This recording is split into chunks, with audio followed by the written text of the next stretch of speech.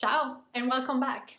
This is episode 14 of Pillole D'Italiano, and in today's episode we're going to see how to translate the English "it takes" in Italian. So when you want to say how long does it take to get from point A to point B, how long does it take to get the job done, that kind of stuff.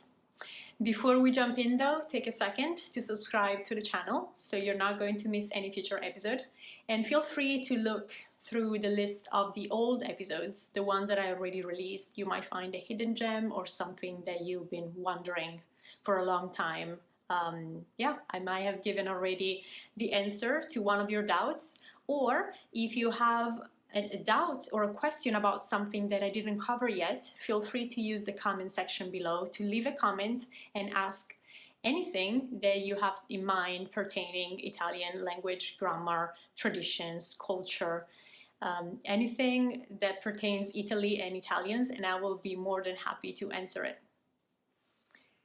All right, so how do we say "it takes" in Italian? We have two different ways.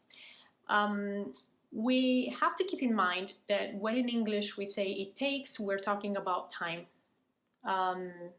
It takes 1 hour, it takes 3 hours, it takes a month. It doesn't really matter what length of time we're about to specify, but in English we always say "it takes," referring to time. In Italian, we have two different options according to the number of the thing that follows. I'm going to give you an example. If I want to say that it takes 1 hour, it takes a day, a month, but we're still talking about one thing, right? 1 hour, 1 day, 1 month, I will say ci vuole, ci vuole.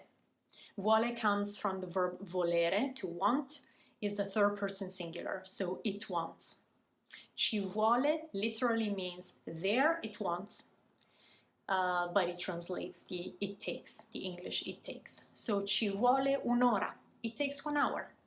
Ci vuole un giorno, it takes a day. Ci vuole un mese, it takes a month. Ci vuole un anno, it takes a year, and so on. Now, if it takes more than 1 hour, more than 1 day, more than 1 week, so if it takes 2 or 3 or more of any unspecified length of time, then you need to use the plural of the verb volere. Ci vogliono, ci vogliono.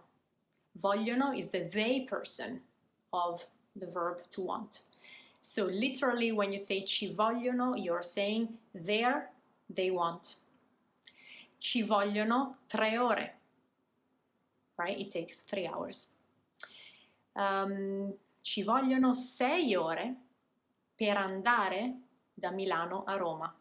It takes 6 hours, without traffic, to go from Milan to Rome. So ci vogliono 6 ore. It takes 6 hours. This is roughly the distinction between ci vuole and ci vogliono. That's the reason why we have two versions of "it takes" in Italian, because we have to create accordance in number with whatever follows. So ci vuole if 1 follows. Ci vuole una settimana, it takes a week. Ci vogliono 3 mesi, it takes 3 months. We can also use this ci vuole or ci vogliono expression to talk about things that are needed.